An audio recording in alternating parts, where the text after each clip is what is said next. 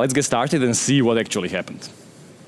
So first of all, let's kind of put all the language stuff and Haskell stuff aside. Let's just focus on the web development. I mean, after all, we are on the web stage. So I mean, why?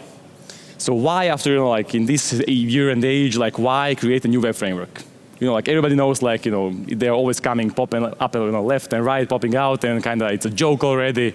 Everybody's creating new frameworks. Developers hate it. So why do it at all? So here's why. So this is the search I did in Google yesterday. So we see here two main reasons to do this. So first thing, what it says, why is web development important? So even, we have GPT today, and we are all developing cool AI applications, and but whatever you do, whatever space algorithm you develop, in the end, you need to deliver it to your end user. And the chances are you're going to use a web application for that. So that means web development is important, and we should actually have proper tools and give it the proper attention. The other thing is the one in the orange box. So even today, in 2023, when you Google for web dev, the first thing you get is why is it so hard, why is it so messy, why is it so complicated. So obviously, even we have all the tools that we have and the space is better than ever, the developers still have a hard time. So that means like we still have work to do, and we can still do better. So this is why we need to do this, except for the snail's wishes. Awesome. So let's move on.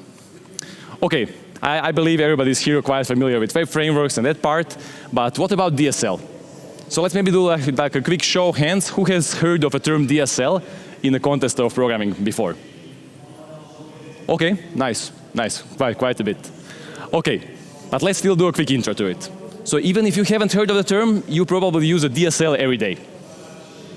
So even if you are not familiar with the term, let's say you're probably very familiar with this bad boy. So this right here is a regex for validating your email address. It just works. You say what you want, and it makes sure it works. So regex is a DSL. Let's move on. So this one, you're probably also very familiar with. Good old SQL. Has been around for the last 20, 15, 30 years, whatever, and we are still writing it in some form. Is it ORM, library, or something else, but we still deal with this on a daily basis. SQL is also a DSL. And finally, the sugar for our web dev stage, a good old JSX, letting us pretend we write HTML from 2013. Awesome. So all these three examples we saw, they have one thing in common. So all of them are languages. But they're not any kind of languages. They're actually very specific, which means you cannot use this language, like you cannot use a regex to implement a graph search algorithm. If you can, you shouldn't. Also, you cannot use SQL to render your web layout. So that means they are created to do only a single thing. And they are meant to be used only in a single domain. Which, for regex, it's like text search. For SQL, it is a database querying and mutations. And for our JS6, it's obviously templating and web rendering. So this leads us actually to the definition of a DSL, which means a domain-specific language. Awesome. So now we got the definition out of the way. So what next? So you will see I keep asking these why questions. That's kind of my thing. And then I answer them myself. So I'll keep doing that. Okay, so why? We now saw that DSLs exist, but why should we actually go to the hassle of creating one? Because after all, it's a new language. You have to create a new tooling for it. People have to learn it. You have to make all the syntax highlighting, all the fancy stuff. Why not just use, like some existing language, make library in it, and you are done. So let's actually see why. So I'm also big on movie references. So it's not that you can't handle the implementation. It's more that you don't really want to handle the implementation details. So DSLs, they have this kind of magic around them. Basically, you can just say what you want, and it's going to get done. No questions asked. So that is a nice thing about it. So let's go back to our examples and see what that really means. Okay, first one, regex.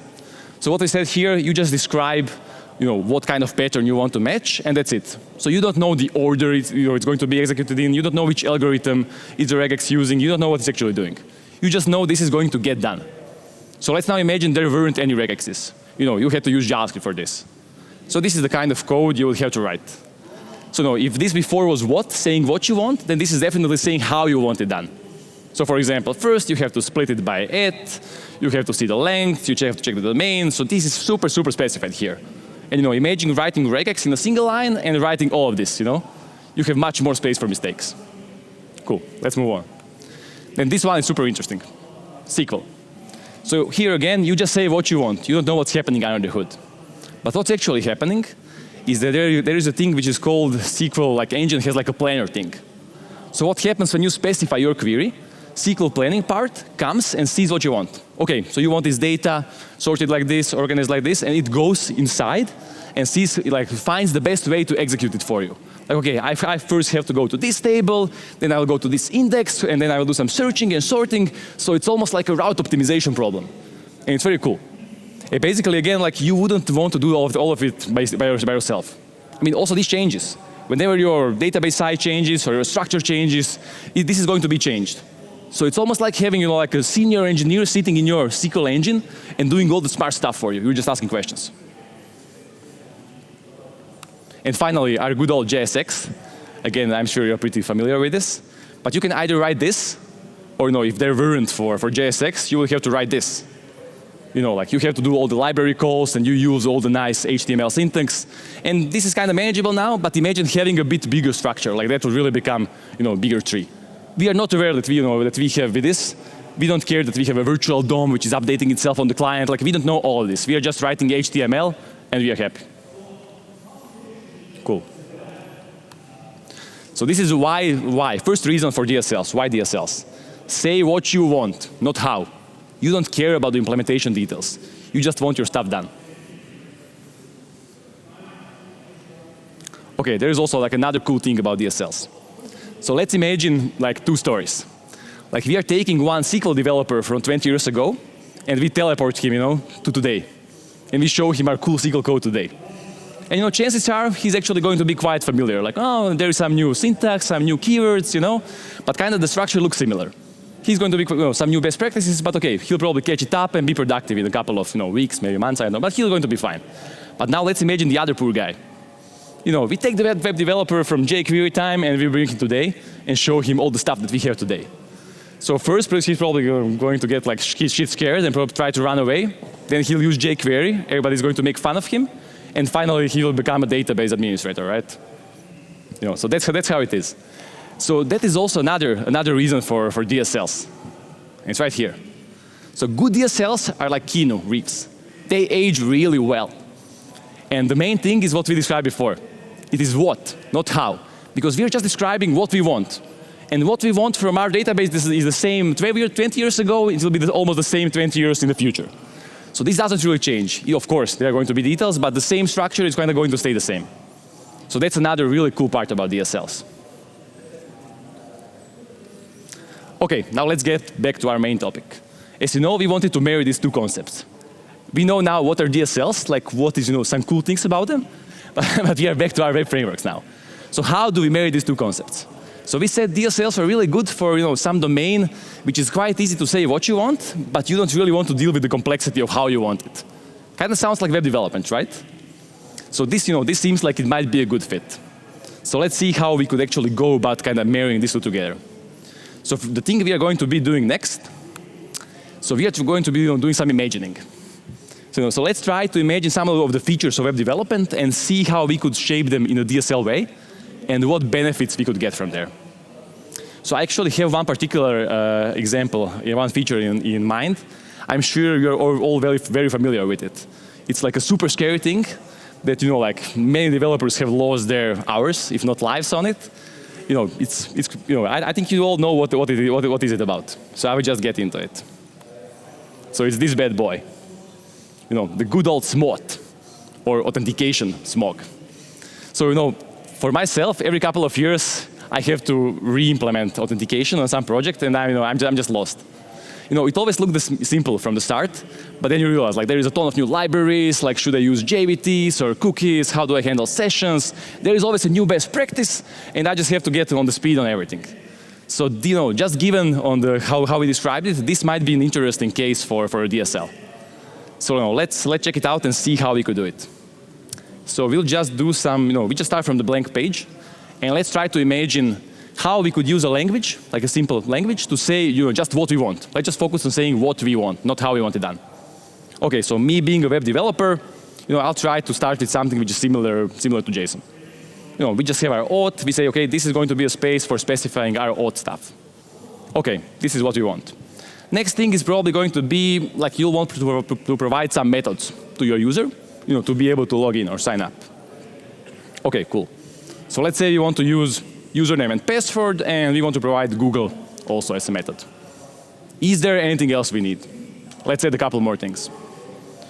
We might want to specify to some, our data model or table, and say, OK, let's use this data model for storing all the data about the user.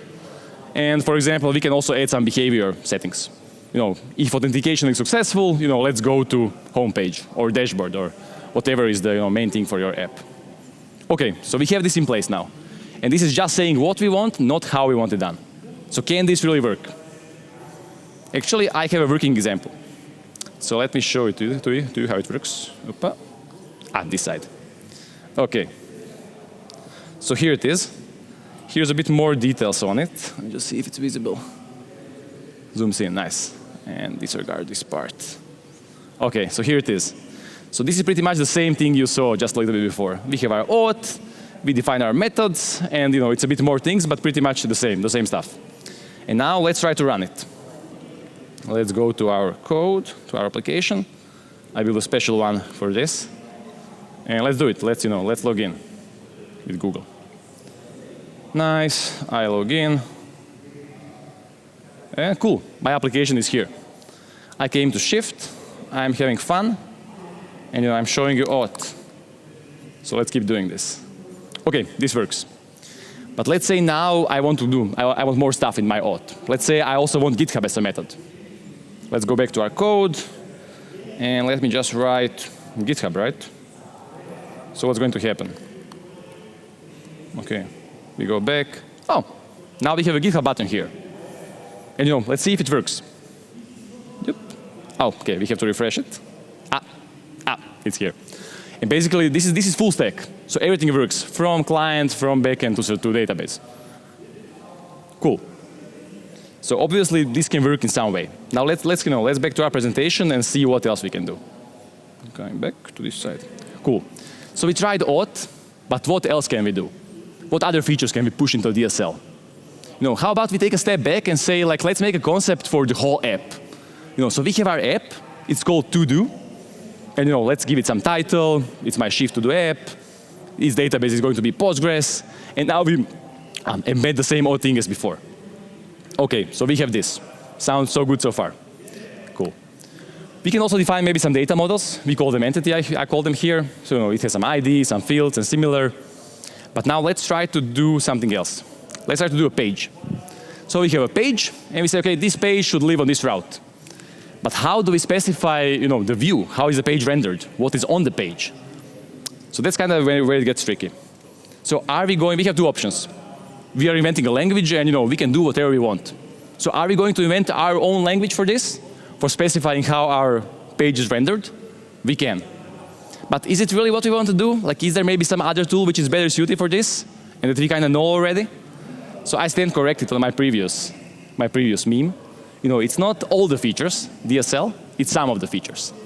So it's not the goal to put everything in a DSL, especially when you have other DSLs that we saw before that actually do the job really well. So how about we actually rather do this? So this is a way. We use our language again to specify what we want. But at this line on the component, we actually hand it over. OK, now JSX take it over, and you take care of it. And JSX, as we mentioned, is also a DSL. So now we have a really nice collaboration between multiple DSLs. OK, sounds good. Let's see what more we can do. So now that we have all this together, this is the code we wrote so far. So it looks like a high-level specification of our application. We defined our app, we defined our page, our entity, some methods. It's like a pretty short, concise, declarative way of what we want from our app. So let's go with that. And actually, this is full stack, so this covers everything. Like, we don't have to think, is it only client, is it only server, and everything. OK, so actually, as I mentioned, I have a working example, and you might have guessed this is WASP. This is the framework we are working on, and it's full stack. So let's go back to our code, and I can give you a bit more of a tour. So this is what you saw before, but actually the full thing is here. So again, we have our app definition. I define some versions, some stuff. There is a title. This is the old block you saw before. And then also we have some more client modifications. But again here, we can use NPMs. Like, we are not going to reinvent our own package library. You can use any dependency from NPM you wish. Then again, as we saw before, there is some routes and pages, and we are defining them. They can even be protected. You can say, no, this page is only for user. And then you will get your React component, you will get that user immediately, once it's ready for you. Cool, so we can do paging and routing, and we can even do database stuff. So here we are using PSL, another DSL, so Prisma schema language, if you're familiar with that. So we are not going to reinvent our own language for data models. There is one, it's called Prisma. So again, we are using it here. And we have the same thing going for backend operations and mutations. I will not go into details, but it's also, basically we just outsource it to Node.js. You can define your function and use it. Nice, it also, we can play a bit with our app again. Oh cool, I showed you auth, play around with an app. So all of this is actually happening full stack. Everything comes to the database, goes back, so everything is sorted out. Okay. Back to our presentation. So what now? So what we actually just saw, the way that in WASP works with is actually it acts like kind of a glue between different technologies that you already know. So you have your React for front end, you have your Node, for example, for the back end, and you have Prisma for the database. And WASP is also a DSL, but it's not trying to replace this. It just works together with them and kind of does all the connection between. And solves a lot, part of the typically repetitive. You have to reinvent like auth, APIs, and all that similar stuff. So this is a kind of high-level definition, but if we go a bit more technically, this is how it looks like. So on the left side, what you see, these 3 files is your project. So there is a like main WASP file, your configuration file, that one that you describe all the specification you saw and all that stuff. And then additionally, you plug in your custom logic.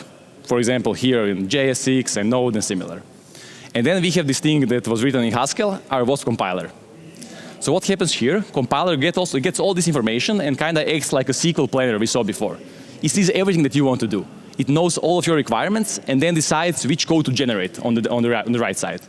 So this basically you never touch. This just keeps regenerating with every change you make. But this is what happens under the hood. So right now it's generating React and Node, but you can have multiple targets even. It can be adjusted. So that's the power of DSL. You have this, you have this knowledge to stop before deciding what to actually do. So let's see what else we have.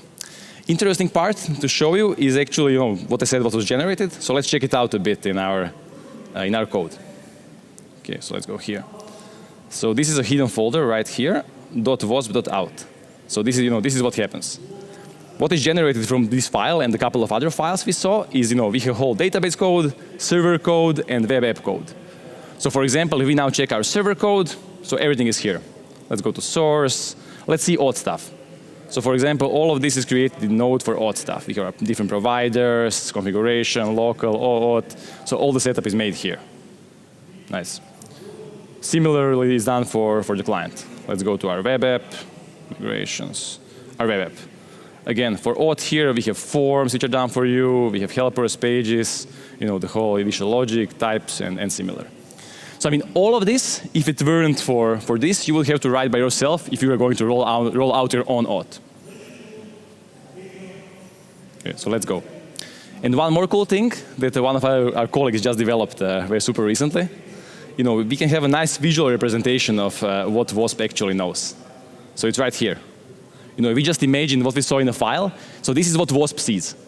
It sees everything you defined. There is our main app. This is configuration. Then we have our entities here, user and task. We have our routes. And so WASP understands how they're all connected together and what they should be doing.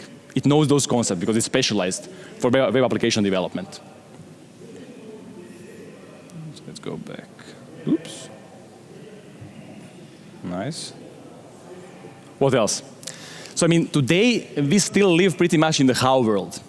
We have to know and we have to decide, like, do we do SSR, SHD, do we run something serverless, do we write on server, do we write on edge? Like, this is all how stuff. We don't actually want really to know that if we don't have to, but we have to. But the power of DSLs, which I just showed you before, they enable us to cross that realm into the what world, what realm. So we could actually say, like, look, this job is like resource intensive, and take care of it. Or this is a long-running job, like make sure it keeps running for a while. Or this should be optimized for SEO. I don't care is it SSR or not or something else. Just get it done. So this is where we want to get, and this is basically what we are trying to do. So now is the time to talk a bit more about what we are doing. So all that you have seen, actually, that is WASP. So it's a full-stack web framework with its own configuration language, which works together with React, Node, and Prisma right now. So we have been in beta since the beginning of the year. We had over 15,000 applications created so far, pushed to production. We recently even had the first company or project which was acquired, which was made in WASP. That was kind of a big milestone. And we were backed by Y Combinator and other investors. And the cool part, of course, everything is open source. Everything is fully open source, and we are getting close to 4,000 stars. So thank you very much. That was it from me. Before you go, we have a bit of a raffle going on. So if you scan this code right now and give us a star on GitHub, you will enter a raffle to win a cool keyboard, especially WASP themed. And also make sure to follow us on Twitter, because that's where we are going to announce the winner in a couple of days. Also, I'm going to be here all day today and tomorrow, so find us at our booth. We are in the startup section.